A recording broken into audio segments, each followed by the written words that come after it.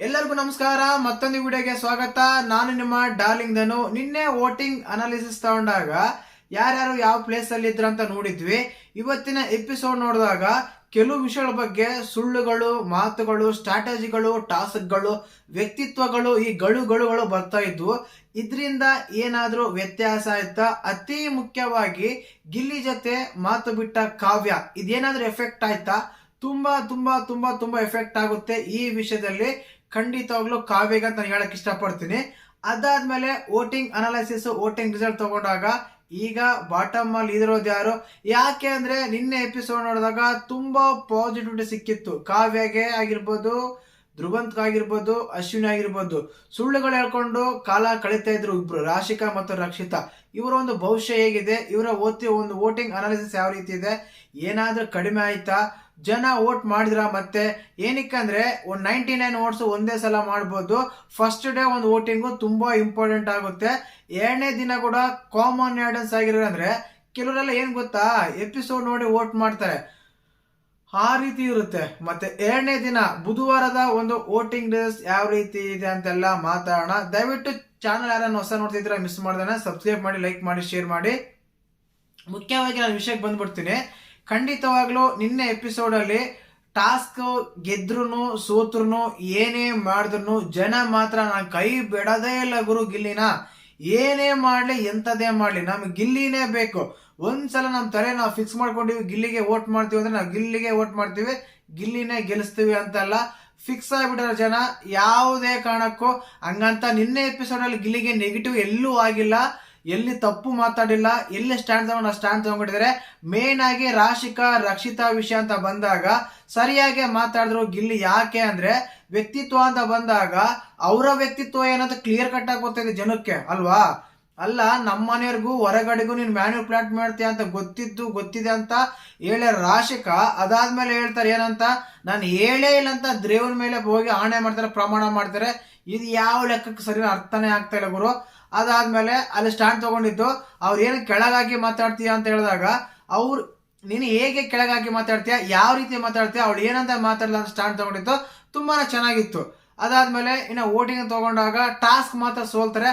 ಅಷ್ಟು ಬಿಟ್ರೆ screen space ಯಾವುದೇ ದೋಖ ಇಲ್ಲ, ಯಾವುದೇ ಒಂದು ಸಮಸ್ಯೆ ಇಲ್ಲ, ಇದ್ದೇ ಇರುತ್ತೆ ಗಿಲ್ಲಿ ಮತ್ತು ಸ್ಕ್ರೀನ್ ಸ್ಪೇಸ್. ಆ ರೀತಿ ಇತ್ತು. ಇನ್ನು ವೋಟಿಂಗ್ ತಗೊಂಡಾಗ ಅದನ್ನ ಹೇಳ್ತೀನಿ, ಯಾರು ಟಚ್ ಮಾಡಕ್ಕೆ ಆಗಲ್ಲ ಗುರು ವೋಟಿಂಗ್ ಅಲ್ಲಿ ಗಿಲ್ಲಿ ಅವ್ರನ್ನ. ಖಂಡಿತವಾಗ್ಲು ಫಸ್ಟ್ ಪ್ಲೇಸ್ ಅಲ್ಲೇ ಇದ್ದಾರೆ 100%. ಸೆಕೆಂಡ್ ಪ್ಲೇಸ್ಗೆ ಕಾವ್ಯಗೆ ಮತ್ತು ನಮ್ಮ ರಕ್ಷಿತಾಗೆ ಪೈಪೋಟಿ ಅಂತ ನಾನು ಹೇಳ್ತಾ ಇದ್ದೆ. ಈಗ ಹೊಸದಾಗಿ ಎಂಟ್ರಿ ಕೊಟ್ಟಿದ್ದಾರೆ ಅಶ್ವಿನಿ ಗೌಡ ಅವರು. ಕಂಪ್ಲೀಟ್ ಆಗಿ ನಿನ್ನೆ episode full positive. Ashwini Gowda ಅವರಿಗೆ ಫುಲ್ ಪಾಸಿಟಿವ್. ಟಾಸ್ಕ್ ಆಗಿರ್ಬೋದು, ಆ ವಯಸ್ಸಲ್ಲಿ ಕೂಡ ಆ ರೀತಿ ಎಲ್ಲ ಟಾಸ್ಕ್ ಆಡ್ತಾರೆ, ಆ ವಯಸ್ಸಲ್ಲಿ ಕೂಡ ಆ ರೀತಿ ಎಲ್ಲ ಪರ್ಫಾರ್ಮೆನ್ಸ್ ಕೊಡ್ತಾರೆ ಅಂದ್ರೆ ಕೂಡ ಖಂಡಿತವಾಗ್ಲೂ ಕೋಪದಲ್ಲಿ ಎಲ್ಲೋ ಒಂದ್ ಸ್ವಲ್ಪ ಎಡುತ್ತಾರೆ ಅನ್ನೋದೊಂದು ಬಿಟ್ರೆ ಶಿ ಇಸ್ ಆಲ್ವೇಸ್ ಪರ್ಫೆಕ್ಟ್ ಅಂತ ನಾನು ಹೇಳ್ತೀನಿ. ಕೆಲವು ವಿಷಯಗಳಲ್ಲಿ ಅಷ್ಟೇ ನಾಟಕ, ಈ ಹಳದು ಮತ್ತೆ ಬೇರೆ ಬೈಬಿಡೋದು, ಅದಾದ್ಮೇಲೆ ಇದು ಮಾಡೋದು, ಇವೆಲ್ಲ ಸ್ವಲ್ಪ ನಾಟಕ ಅನ್ಸೋದ್ ಬಿಟ್ರೆ ಆ ಟೈಮಲ್ಲಿ ಅಷ್ಟಕ್ಕೆ ಇರ್ತಾರೆ. ಬಟ್ ಬೇರೆ ಟೈಮಲ್ಲಿ ಚೆನ್ನಾಗಿರ್ತಾರೆ ಅಶ್ವಿನಿ ಗೌಡ ಅವರು. ಆದ ಕಾರಣ ಅವರು ಪೈಪೋಟಿ ಕೊಡ್ತಾರೆ. ಇನ್ನು ಕಂಪ್ಲೀಟ್ ಆಗಿ ಹೇಳ್ಬೇಕು ಅಂದ್ರೆ ಖಂಡಿತವಾಗ್ಲೂ ಯಾವುದೇ ಕಾರಣಕ್ಕೂ ರಕ್ಷಿತ್ ಅವ್ರಿಗಂತೂ ಓಟ್ ಕಡಿಮೆ ಆಗಿಲ್ಲ, ಓಟ್ ಎಲ್ಲ ಬಂದಿದೆ.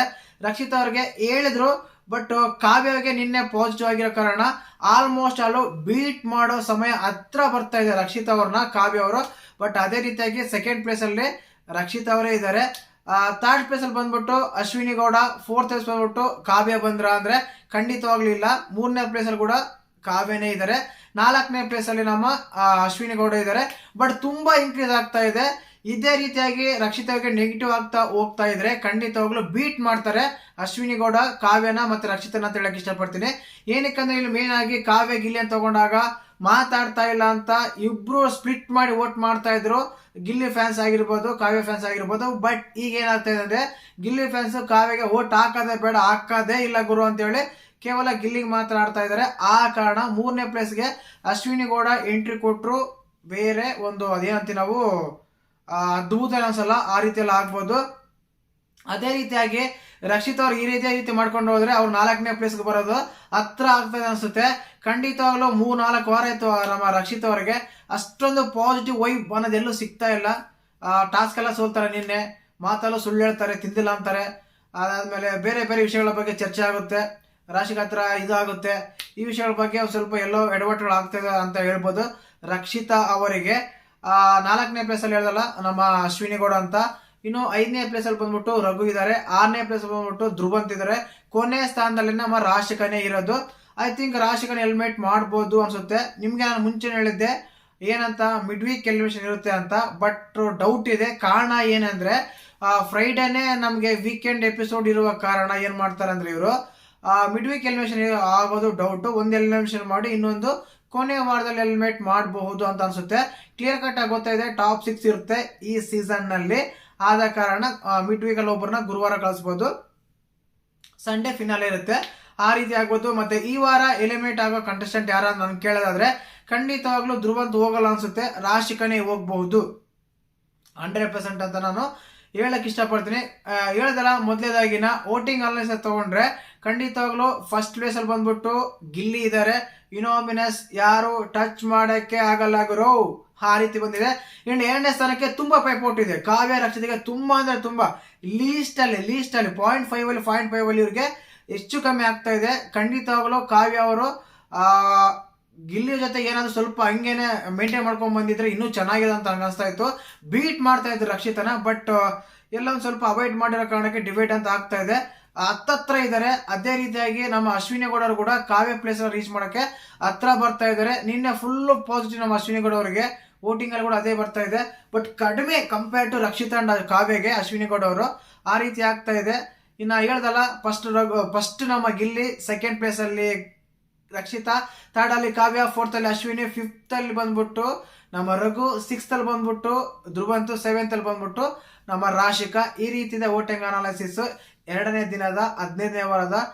ಮಂಗಳವಾರ ನೈಟು ಇದು ಓಪನ್ ಅಪ್ಡೇಟ್ ಮಾಡಿದಾಗ ಬುಧವಾರ ವೋಟಿಂಗ್ ರಿಸಲ್ಟ್ ಗೆ ಬರುತ್ತಿದ್ದು ಈ ರೀತಿಯಾಗಿತ್ತು. ಮತ್ತೆ ನಿಮ್ಮ ಫೇವರೇಟ್ ಕಂಟೆಸ್ಟೆಂಟ್ ಯಾರು, ನೀವು ಯಾರಿಗೆಲ್ಲ ವೋಟ್ ಮಾಡ್ತೀರಾ, ನೀವು ಯಾರ ಫೇವರೇಟ್ ಅಂತ ದಯವಿಟ್ಟು ಹ್ಯಾಶ್ಟ್ಯಾಗ್ ಆಗಿ ಕಮೆಂಟ್ ಮಾಡಿ. ಇದರಿಂದ ಅವರಿಗೆ ತುಂಬಾ ಹೆಲ್ಪ್ ಆಗುತ್ತೆ. ಕೇವಲ ನನ್ನ ವಿಡಿಯೋ ಅಂತಲ್ಲ, ಯೂಟ್ಯೂಬ್ ಆಗಿರ್ಬೋದು, ಫೇಸ್ಬುಕ್ ಆಗಿರ್ಬೋದು, ಇನ್ಸ್ಟಾಗ್ರಾಮ್ ಆಗಿರ್ಬೋದು, ನೀವೆಲ್ಲಾದ್ರೂ ಯಾರಾದ್ರೂ ಇಂಥ ವಿಡಿಯೋಗಳು ನೋಡಿದಾಗ ಏನಾಗುತ್ತದೆ ನೀವು ಕಮೆಂಟ್ ಮಾಡಿ. ಸೋಷಿಯಲ್ ಮೀಡಿಯಾ ತುಂಬಾ ಇಂಪಾರ್ಟೆಂಟ್ ಆಗುತ್ತೆ. ಆದ ಕಾರಣ ಕಮೆಂಟ್ ಮಾಡೋದು ಮಾತ್ರ ಮಿಸ್ ಮಾಡಬೇಡಿ ಅಂತ ನಾನು ಹೇಳಕ್ ಇಷ್ಟಪಡ್ತೀನಿ. ವಿಡಿಯೋ ಇಷ್ಟ ಆದ್ರೆ ಲೈಕ್ ಮಾಡಿ, ಶೇರ್ ಮಾಡಿ, ಸಬ್ಸ್ಕ್ರೈಬ್ ಮಾಡಿ. ಜೈ ಹಿಂದ್, ಜೈ ಕರ್ನಾಟಕ. ನಾ ಹೇಳ್ದಲ್ಲ ಫಸ್ಟ್ ನಮ್ಮ ಗಿಲ್ಲಿ, 2nd ಪ್ಲೇಸ್ ಅಲ್ಲಿ ರಕ್ಷಿತಾ, 3rd ಅಲ್ಲಿ ಕಾವ್ಯ, 4th ಅಲ್ಲಿ ಅಶ್ವಿನಿ, 5th ಅಲ್ಲಿ ಬಂದ್ಬಿಟ್ಟು ನಮ್ಮ ರಘು, 6th ಅಲ್ಲಿ ಬಂದ್ಬಿಟ್ಟು ಧ್ರುವಂತ್, 7th ಅಲ್ಲಿ ಬಂದ್ಬಿಟ್ಟು ನಮ್ಮ ರಾಶಿಕಾ. ಈ ರೀತಿ ಇದೆ ವೋಟಿಂಗ್ ಅನಾಲಿಸಿಸ್ 2ನೇ ದಿನದ 15ನೇ ವಾರದ. ಮಂಗಳವಾರ ನೈಟು ಇದು ಓಪನ್ ಅಪ್ಡೇಟ್ ಮಾಡಿದಾಗ ಬುಧವಾರ ವೋಟಿಂಗ್ ರಿಸಲ್ಟ್ ಗೆ ಬರುತ್ತಿದ್ದು ಈ ರೀತಿಯಾಗಿತ್ತು. ಮತ್ತೆ ನಿಮ್ಮ ಫೇವರೇಟ್ ಕಂಟೆಸ್ಟೆಂಟ್ ಯಾರು, ನೀವು ಯಾರಿಗೆಲ್ಲ ವೋಟ್ ಮಾಡ್ತೀರಾ, ನೀವು ಯಾರ ಫೇವರೇಟ್ ಅಂತ ದಯವಿಟ್ಟು ಹ್ಯಾಶ್ಟ್ಯಾಗ್ ಆಗಿ ಕಮೆಂಟ್ ಮಾಡಿ. ಇದರಿಂದ ಅವರಿಗೆ ತುಂಬಾ ಹೆಲ್ಪ್ ಆಗುತ್ತೆ. ಕೇವಲ ನನ್ನ ವಿಡಿಯೋ ಅಂತಲ್ಲ, ಯೂಟ್ಯೂಬ್ ಆಗಿರ್ಬೋದು, ಫೇಸ್ಬುಕ್ ಆಗಿರ್ಬೋದು, ಇನ್ಸ್ಟಾಗ್ರಾಮ್ ಆಗಿರ್ಬೋದು, ನೀವೆಲ್ಲಾದ್ರೂ ಯಾರಾದ್ರೂ ಇಂಥ ವಿಡಿಯೋಗಳು ನೋಡಿದಾಗ ಏನಾಗುತ್ತದೆ ನೀವು ಕಮೆಂಟ್ ಮಾಡಿ. ಸೋಷಿಯಲ್ ಮೀಡಿಯಾ ತುಂಬಾ ಇಂಪಾರ್ಟೆಂಟ್ ಆಗುತ್ತೆ. ಆದ ಕಾರಣ ಕಮೆಂಟ್ ಮಾಡೋದು ಮಾತ್ರ ಮಿಸ್ ಮಾಡಬೇಡಿ ಅಂತ ನಾನು ಹೇಳಕ್ ಇಷ್ಟಪಡ್ತೀನಿ. ವಿಡಿಯೋ ಇಷ್ಟ ಆದ್ರೆ ಲೈಕ್ ಮಾಡಿ, ಶೇರ್ ಮಾಡಿ, ಸಬ್ಸ್ಕ್ರೈಬ್ ಮಾಡಿ. ಜೈ ಹಿಂದ್, ಜೈ ಕರ್ನಾಟಕ. ಮತ್ತೆ